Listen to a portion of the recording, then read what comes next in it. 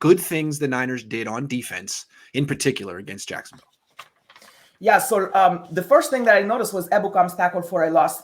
Just for young football players out there, that was so textbook because you don't have to lay the hit as much as when you are trying to go for tackles for losses. You just have to stop them because it may not even be you who makes the tackle. It might be someone who comes and cleans it up. So Ebukam, point of contact, he made the stop, realized, hey, it's still on me, wrapped him up. That was really good to see. So a lot of people were staying in their lane. In this game, again, it's Jacksonville, but they have a very mobile quarterback. And actually, there were a couple of negative things they did, I will talk about later, where they allowed Lawrence some lanes that will have to be cleaned up before they face Kyler Murray again. Really, again, Norman is such an interesting player on this team. He attacks the ball. His coverage, he still had some fundamental issues there, but he knocked the ball out. I really like to see that. But let's go to Jimmy Ward because I'm always on Jimmy Ward for not being physical enough. He used to be my favorite player because he was just so selflessly physical. He was a punisher. I think he deserved the name Eraser. He really set the tone in the backfield. And with Tartt being injured all the time, that only became even more important. So Ward came out firing in the first and second quarters. He didn't get a lot of play time in the first quarter because Jacksonville got the ball back with like 2.5 minutes. So a lot of his shining moments came right at the end of the first and the second. And he got involved. The number one thing I love to see a safety do is get involved with tackles, not make his own, get involved with tackles. In other words, if you want to break a Fred Warner tackle, you might want to think about that next time because I'm here. And that's where Jimmy Ward, he can stop the yards after catches by adding the secondary hits legally, as he did, to the tackles. That was so good to see. Love to see that. He was violent in this game. And the last few weeks you were talking third and fourth quarters because I think he knew, okay, we're going to win this one. I'm just going to stay in my lane. But in the first and second quarters, he was physical. Very, very manly-like hits. Well, you've been calling him out on the show the last couple of weeks saying, that's not hitting. That's not hitting. That's catching. And those are business decisions. And I'm very disappointed in you, Jimmy. Everyone likes you. And I like you too, but you need to hit better. You've been saying that. And boom. He already said he watches the show. He says, be an asshole. Keep it real. Tell me what's going on. I'm a Jimmy Ward fan now because he came on my show one time. So I can't keep it real anymore. But you did. And I think he listened and was like, all right, let me show you what I got. And I didn't mean to hurt that one guy, but he really hurt that one guy. Who is it? Agnew? And I don't care. That's what I want to see. Agnew should have been running by Ward. That was his mistake. Yeah. Sorry, dude. Should have been running by me. Jimmy did. Remember what I was saying? He was leaning back, as you say, catching the tacklers. He was Superman parallel to the ground, like diving into his hits. I mean, if anything, he overcompensated for his previous what I will flat out say are miscues. But this was vintage Jimmy Ward. He has the best hands for tackling on the team besides Fred Warner, I think. But this was back to the punishment that he used to be capable of. And that was, again, good job, Jimmy Ward. Let's see more. I got another thing that I thought was interesting. I felt like the Jaguars were giving Mosley a lot of respect. They went after him a couple of times, but not much. And then as soon as the Niners took Mosley out of the game and Norman, the Jaguars went after Ambry Thomas like every single play. And so I thought, wow, they must have got the scouting report. But what did you see from Ambry Thomas in that trial by fire? Let me back up the question a little bit back to Mosley real quick. I don't think it was respect for Mosley. I think it was disrespect for who else on the field. I think the scouting report is, hey, I don't know how great Mosley might be, but we know he's their best out there. Stay away from him. You're young. Right. Go at K1. Go at Norman. Yeah. Yeah, K1 again. Interesting game. Not the best, but anyway. Right. On to Ambry Thomas. It didn't look good, of course. They definitely targeted him. He definitely gave up some catches. But there was one particular play in the red zone where he was on back-to-back plays. He was one step out of position, where he used his athleticism to try to get back into position. And you could see his mind was just a little bit mistiming the plays. And that, to me, was actually encouraging. I know the result does not look good, but how he got there is actually, I think that's important. He does not get a lot of game time.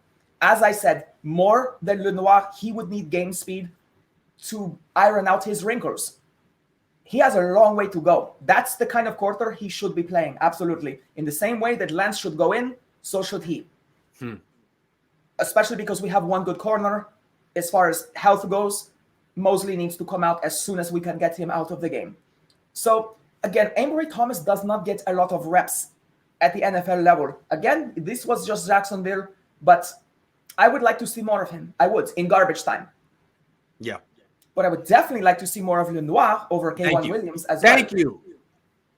Thank you. So I'm kind What of does K1 wondering Williams have to do to lose that job? He's not going to be here next year. He's getting torched weekly. I understand they kind of play different positions as courtesy of their different frames, but both of us talked about them playing the same position in the slot before the draft. And I thought Ambry Thomas might have a good chance of doing that because vertical, we saw it in this game. Vertical is his enemy. Despite being a pretty athletic dude, he does not read the routes. His hips do not open up correctly as soon as the receivers break. I think he's almost paranoid about what's underneath. Do you see the same thing from Ambry Thomas? He's very paranoid about what's underneath. And I think he knows, okay, my strengths are beasting you at the line of scrimmage. And I think he's doing too much to make sure that happens. I see what you're saying. Yeah. Okay, what about Tartt? Tartt came back. What was his impact on the defense?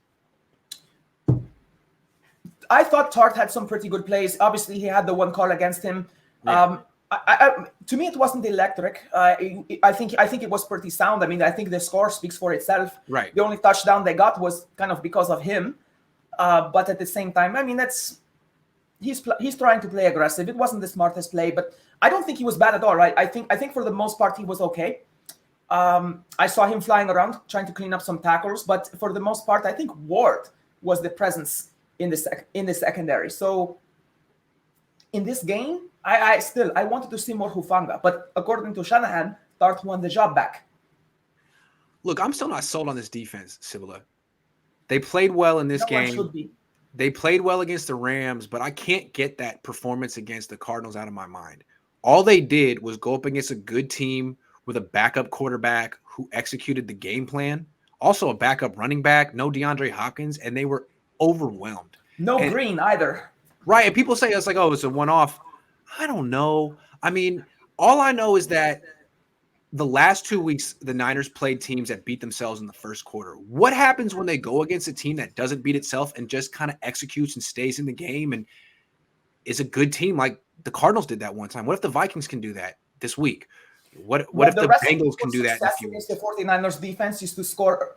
I mean, this is going to sound mundane because obviously you always want to score, but if you can score early against them and switch to a run game and pound them and wear them down, that's the recipe for defeating the 49ers defense. That's the point I think you're trying to make. That's right. And again, that's why I said we have to pump the brakes. This was Jacksonville.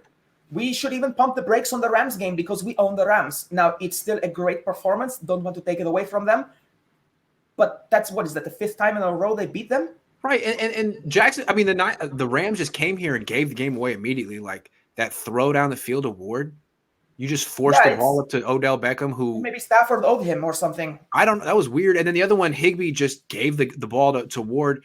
And if they had Robert Woods in both cases, probably those guys wouldn't be getting targeted. Anyway, that was a little bit of a weird game.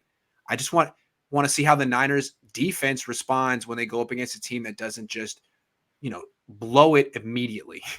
Like with this Jacksonville offense real quick, they had a good quarterback in Trevor Lawrence, but they just do nothing for it. They don't let him move. They don't let him throw the ball down the field. They make him just throw little screen passes to wide receivers all day. Yeah, that was an anemic and vanilla game plan. Absolutely. Awful. Sorry, I didn't mean to talk over you. I was just getting upset. I wanted to say that about Trevor Lawrence. He's a good player, and they made him look like a chump. Not the Niners. The Jaguars made him look like a chump. Yeah, absolutely. And if you look at the back to the Rams game, that's how you want to beat the Niners. Is if you can punish early and switch to a ground pound game, that's where you will wear them down. So that game is a good blueprint against the 49ers as well. Obviously, those interceptions, you can never count on them, but that's the NFL. You get weird things happen. It's how you capitalize on them. And that's why you can't take it away from the 49ers. They did what they had to do with what they were given, and good teams do that. The last thing I want to say about their defense, since we're talking about it, and it is playing well. They gave up 200 yards in this game, 200 freaking yards. I still come back to K1, Norman, and Mosley. I like Mosley, but K1 and Norman, when you go up against teams that have multiple good receivers like this week, what's going to happen? Because last week they didn't have any receivers who were good. The Rams had one. The Bears had none. So this week you got a team that has two really elite wide receivers. Do the Niners deficiencies at cornerback get exposed? We'll see. The number one thing that Vikings should do is try to get Thielen matched up with Norman as much as possible. So Norman did something really horrible in this game, the Jacksonville game. So they were playing a zone coverage where the interior corner, I think it could have been K1, as I recall, basically because the receiver goes to the outside or like a China route or something like that, then it becomes Norman's responsibility. Norman posts 5 yards deep behind the receiver, who posts on the first down marker, and he doesn't attack until the ball is on its way. So as soon as the receivers are turning their backs, Norman doesn't break on the ball. That is the most obvious time to break on the ball possible. If you have a receiver running at the interior corner and he goes to the sideline, where else is he going to go? And if you're 5 yards beyond him and he posts, you have to attack the points of the ball. What you're telling me is he missed his assignment. He didn't do his job. His assignment. But I was watching his vision. He was watching the quarterback, saw K1 break back inside, and just he was freelancing. He was freelancing is what he was doing. He missed his assignment. And what's crazy is Diamador Lenore got benched for life for missing one assignment against the Packers week 3. Norman does it all the time, and he stays in the game because Kyle likes him. Now he forces fumbles too, but he's a freelancer.